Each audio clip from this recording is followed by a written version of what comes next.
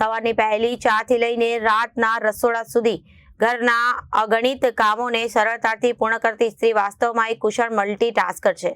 નારી તું નારાયણી સૂત્ર પણ આપણે વર્ષોથી સાંભળતા આવ્યા છીએ, પરંતુ તાપી જિલ્લાની આદિવાસી અને બહેનોએ શબ્દોને આર્થિક સશક્તિકરણની નવી પરિભાષા તરીકે પ્રસ્થાપિત કરી બતાવી છે.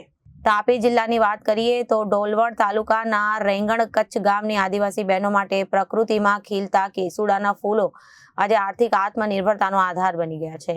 ટૂંકમાં કહીએ તો કેસુડાના ફૂલોની સુગંધમાં આદિવાસી બહેનોની આર્થિક સફર ખીલી રહી છે. ઘરના કામકાજ વચ્ચે સમય કાઢીને શરૂ કરાયેલ એક નાનો ગૃહ ઉદ્યોગ આજે તેમને સશક્ત અને આત્મનિર્ભરતાની દિશામાં અગ્રેસર કરી રહી છે.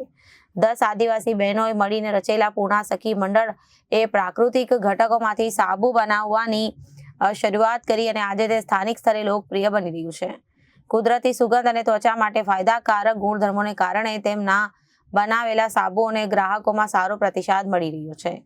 રેંગણ કચ્છ ગામની કોકિલાબેન ચૌધરી જણાવે છે કે અમે 10 બહેનોએ મળીને સખી મંડળ બનાવ્યું અને રેસીપીમાંથી સાબુ બનાવવાની તાલીમ લીધા બાદ અમે કેસુડા, એલોવેરા, લેમન, કેસર, ચંદન, લીમડો જેવા પ્રાકૃતિક ઘટકોનો ઉપયોગ કરીને સાબુ બનાવવાનું શરૂ કર્યું. સરકારી મેળાઓ અને સહયોગ સખી સંઘ રેંગણ કચ્છના સહકારથી અમને અમારા ઉત્પાદનના વેચવાનો સારો પ્લેટફોર્મ મળ્યો છે. મારું નામ કોકિલાબેન ભાવેશભાઈ ચૌધરી, ગામ રેંગણ કચ્છ, તાલુકો ડોલવણ. અમારું સખી મંડળનું નામ પૂર્ણા સખી મંડળ છે.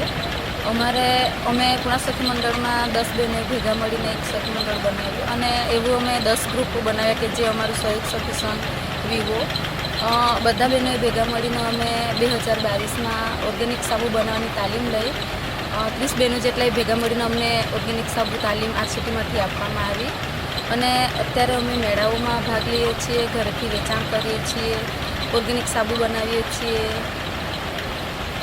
એ સાબુ અમારા જે છે કે લીમડો છે, કેસુડાના છે, કોફી છે, મધ, હલ્દી, એલોવેરા એવા અલગ અલગ પ્રકારના અમે સાબુ બનાવીએ છીએ અને આ મેળાઓમાં વેચાણ કરીએ છીએ.